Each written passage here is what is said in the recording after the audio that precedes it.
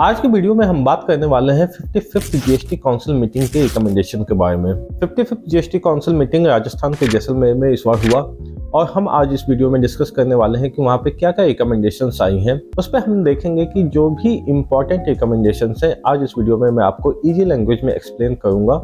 आइए स्टार्ट करते हैं। सबसे पहले जो चेंजेस आए हैं वो स्पॉन्सरशिप सर्विसेज को लेके आए हैं। अब जो स्पॉन्सरशिप सर्विसेज है, अगर वो body corporate sponsorship services provide करता है तो वहां पे स्पॉन्सरशिप सर्विसेज पहले रिवर्स चार्ज में होता था, अब उसे फॉरवर्ड चार्ज में लेके आ गए हैं। अब सबसे पहले अगर मैं थोड़ा सा रिवर्स चार्ज और फॉरवर्ड चार्ज एक्सप्लेन कर दूं जिन्हें नहीं पता है उनके लिए, कि फॉरवर्ड चार्ज में देखिए होता क्या है कि सप्लायर पहले जीएसटी के लिए लायबल होता है, कलेक्ट करता है इनवॉइस पे और उसे पे करता है गवर्नमेंट को।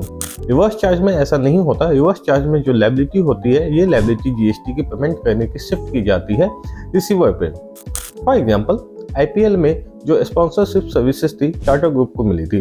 अब टाटा ग्रुप ने स्पॉन्सरशिप सर्विसेज दी आईपीएल कंडक्ट करवाने वाले इवेंट को, तो उसमें टाटा ग्रुप सर्विस प्रोवाइडर है और जो सर्विस रिसीवर है उसकी लायबिलिटी इस जीएसटी डिसीजन से पहले उनकी रिसिपिएंट की थी। लेकिन अब इस अनाउंसमेंट के बाद टाटा ग्रुप की लायबिलिटी हो जाएगी जिसने स्पॉन्सरशिप सर्विसेज को प्रोवाइड किया। तो अब ये आरसीएम से शिफ्ट होकर फॉरवर्ड चार्ज में शिफ्ट कर दिया गया है। स्पॉन्सरशिप सर्विसेज क्या होता है ये आपको पता होगा कि अगर कोई भी इवेंट या कोई भी फंक्शन होता है तो वहाँ पे स्पॉन्सरशिप सर्विसेज दी जाती है कि इट मीन्स कि उस इवेंट का सारा खर्चा बियर किया जाता है जो उस सर्विसेज को प्रोवाइड करता है in exchange of the brand promotion. आपको अपनी ब्रांड प्रमोट करने का राइट होता है, एडवर्टाइजमेंट करने का राइट होता है। इसके लिए आईपीएल आज के डेट में बेस्ट एग्जांपल है। दूसरा जो मेजर चेंजेस है, रेंटिंग ऑफ कमर्शियल प्रॉपर्टी की बात की गई है। रेंटिंग ऑफ कमर्शियल प्रॉपर्टी में ये कहा गया है कि अगर कोई अनरजिस्टर्ड पर्सन अपनी कमर्शियल प्रॉपर्टी किसी रजिस्टर्ड पार्टी को देता है जो कि जीएसटी में ऑलरेडी रजिस्टर्ड है, तो वहां पे आरसीएम एप्लीकेबल होगा, ये एज पर लॉ है। लेकिन अगर वो सर्विस रेसिपिएंट जो है कंपोजिट लेवी स्कीम में ऑप्ट किया गया है तो उस पे आरसीएम की फैसिलिटी नहीं लगेगी, आरसीएम का प्रोविजन नहीं लगेगा। इसके पीछे लॉजिक क्या है? इसके पीछे लॉजिक ये हो सकता है कि क्योंकि कंपोजिट में जो भी रजिस्टर्ड होते हैं कंपोजिट लेवी स्कीम में, उन्हें आईटीसी अलाउ नहीं होता। और आरसीएम का कॉन्सेप्ट ये है कि जैसे ही आरसीएम में आप टैक्स पे करते हो इमीडिएटली आपके पास आरसीएम में आईटीसी इनपुट क्रेडिट लेने का प्रोविजन ऑप्शन होता है।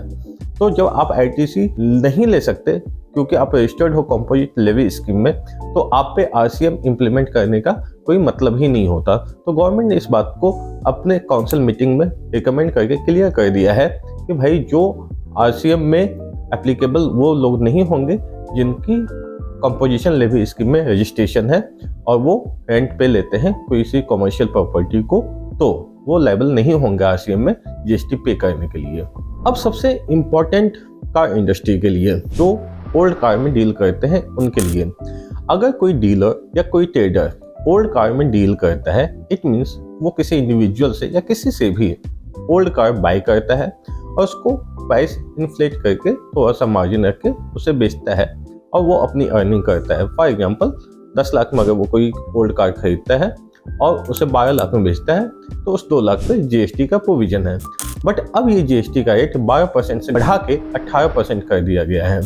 हालांकि इसमें कुछ स्पेसिफिकेशंस भी है, कंडीशंस भी है, बट मोटा मोटा आप ये समझिए कि कार इंडस्ट्री में जो भी ओल्ड कार में डील करते हैं उनके लिए जो जीएसटी का प्रोविजन है वो जीएसटी रेट बढ़ गए, अब 12% से 18% हो गया। बट इम्पॉर्टेंट क्या है? इम्पॉर्टेंट ये है कि ये जो बढ़े हुए रेट हैं एप्लीकेबल किस वैल्यू पे होंगे। बहुत लोगों को कंफ्यूजन है क्योंकि भाई आप 12 लाख पे जीएसटी चार्ज करोगे, नहीं, ऐसा नहीं है। जो मार्जिन वैल्यू होगी उसी को ट्रांजैक्शन वैल्यू माना जाएगा और उस पे चार्ज किया जाएगा। इट मीन्स कि ऐसा नहीं है कि 12 लाख का आपने 10 लाख का खरीदा और 12 लाख का बेचे हो तो 12 लाख का आपने इन्वेस्ट बनाया तो 12 लाख पे जीएसटी चार्ज नहीं होगा।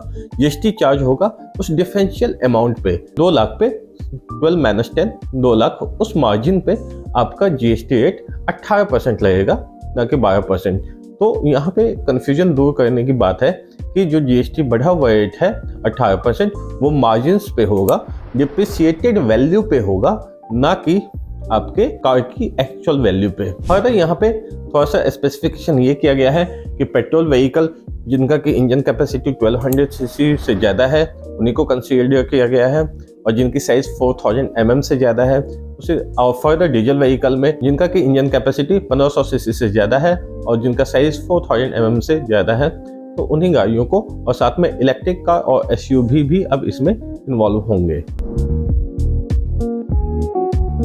नेक्स्ट आते हैं पॉपकॉर्न पे। पॉपकॉर्न पे लास्ट के दिनों में आपने देखा होगा मीडिया में काफ़ी ज़्यादा हंगामा मचा था, हमारे फाइनेंस मिनिस्टर का काफ़ी ज़्यादा मजाक उड़ाया गया था। बट आइए हम समझते हैं कि पॉपकॉर्न पे क्या कॉन्सेप्ट है और पॉपकॉर्न पे गवर्नमेंट ने किस तरीके का इम्प्लीमेंटेशन किया है। देखिए, अगर आप अपने विलेज वगैरह में जाएं तो वहाँ तो पॉपकॉर्न की कोई पूछ ही नहीं होती, क्योंकि लोग नॉर्मली आप उसे मकई कहते हैं और मकई को आप फ्राई करते हो तो वो पॉपकॉर्न में कन्वर्ट हो जाता है और लोग वहाँ बड़े मजे से एंजॉय करते हैं। बट जैसे ही उसका ट्रांसफॉर्मेशन होता है वो शहर में आता है हमारे और आपके जैसे लोगों के पास, तो उस पर रेट भी महंगे होते हैं और उन पर जीएसटी भी अलग अलग तरीके से लगते हैं। आइए समझते हैं कॉन्सेप्ट क्या है पॉपकॉर्न का। देखिए, पॉपकॉर्न में जब तक साल्ट और स्पाइसेस मिक्स नहीं है उस पर कोई जीएसटी नहीं है, बट जैसे ही उस पर साल्ट और स्पाइसेस मिक्स होते हैं तो उस पर जो जीएसटी का रेट है वो चेंज हो जाता है और उसका HSN कोड भी चेंज होता है। अब जैसे ही साल्ट और स्पाइसेस मिक्स हो गए और उसे आप लूज फॉर्म में बेचे हो तो वहाँ पे वो 5% का जीएसटी अट्रैक्ट होता है। लेकिन अगर उसे आपने लूज में नहीं बेचा, पैक करके बेचा, तो वहाँ पे जो जीएसटी का रेट है वो 12% होगा।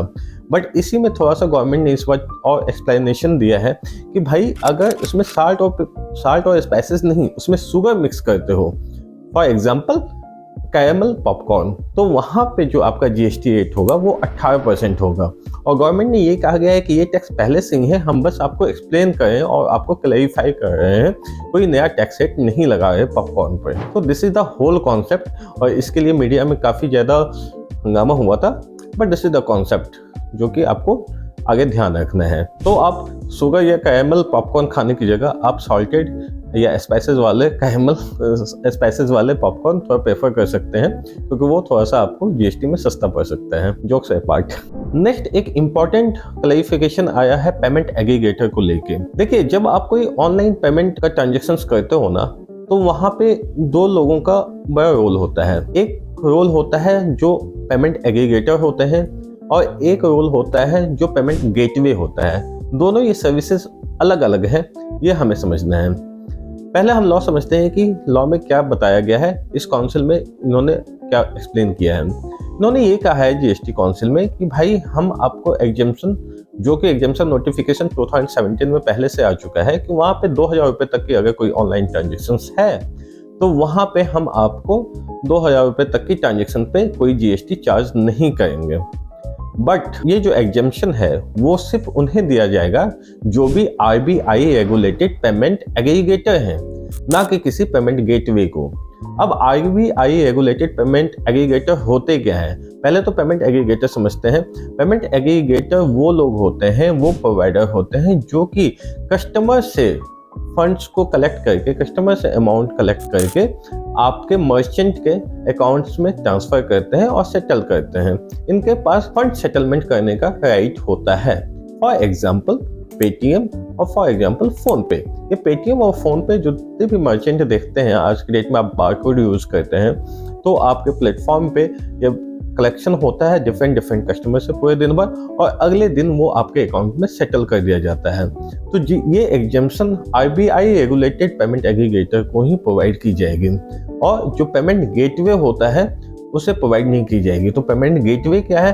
पेमेंट गेटवे एक ऐसा प्लेटफॉर्म है, एक ऐसा सर्विस प्रोवाइडर है जो कि सिर्फ उस ट्रांजेक्शन पे फोकस करता है कि जो पेमेंट का ये ट्रांजेक्शन है, रिसिप्ट एंड पेमेंट, वो सिक्योरली परफॉर्म हो जाए। यहाँ पे सेटलमेंट का राइट इनके पास नहीं होता। For example CCA avenue, PayPal, Razorpay, ये सब एग्जाम्पल हैं पेमेंट गेटवे की जो फैसिलिटी प्रोवाइड करते हैं। तो ये एग्जेम्पशन नोटिफिकेशन उन्हीं पे एप्लीकेबल है।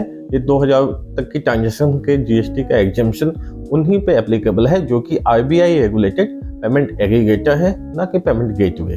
फर्दर पैनल चार्जेस के रिगार्डिंग, अगर आप लोन्स लेते हैं, होम लोन लेते हैं, पर्सनल लोन लेते हैं, व्हीकल लोन लेते हैं, तो वहाँ पे अगर आपकी फाइनेंशियल हेल्थ खराब होती है और आप कोई EMI मिस करते हैं तो बैंकिंग या जो NBFC जिससे कि आपने लोन लिया है वो आप पे पैनल चार्जेस लगाते हैं। गवर्नमेंट ने इस रिकमेंडेशन में इस काउंसिल में ये क्लियर किया है कि भाई उस पैनल चार्जेस पे वो पैनल चार्जेस लगाएं, बट हम आपसे जीएसटी नहीं लेंगे उस पैनल चार्जेस पे। तो आपका थोड़ा panel charges by the GST amount कम हो जाएगा अब।